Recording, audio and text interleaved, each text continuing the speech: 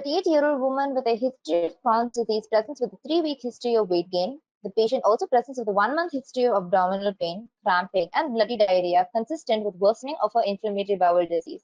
Past medical history is significant for Crohn's disease diagnosed 2 years ago, for which she currently takes oral medication daily and intermittently receives intravenous medication she cannot recall the name of. Her temperature is 37 degrees Celsius, blood pressure is 120/90 mm mercury, pulse is 68 per minute, respiratory rate is 14 per minute, and oxygen saturation is 99% on room air.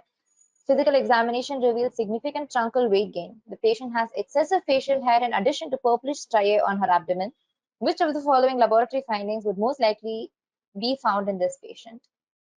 Okay, so with just the question stem, you automatically know that the patient is having, Cushing's disease. It says the patient has been taking treatment for Crohn's disease, but she's unaware of what she's taking. Anytime you think of Crohn's disease, think of steroids as one of them. You give a lot of other drugs. You give your NSAIDs, you give your TNF alpha inhibitors. But apart from all of that, okay, she's taking oral medication daily and intermittently receives intravenous medication. Think of corticosteroids, okay? And in addition to that, she's having hirsutism, she's having, her striae on her abdomen, she's having truncal weight gain. Like I mentioned, all of them point towards the diagnosis of Cushing's, okay? So they're asking which of the following laboratory findings would most likely be found in this patient. So the reason why hypokalemia is the correct answer, as most of you got it right, is you kind of have to think of, glucocorticoid as having some amount of mineralocorticoid activity as well. So mineralocorticoid, okay, it's gonna promote your sodium absorption and promote potassium excretion. So very similar to that, promotes potassium excretion, patient is gonna go for hypokalemia, okay? So since answer is hypokalemia, obviously cannot be option A.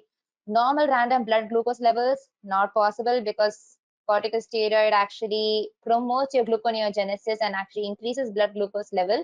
Okay, it kind of is like one of the anti-insulin hormones along with your thyroxine. So you're going to have hyperglycemia. So rule out option B, rule out option D. Okay, option C is metabolic acidosis.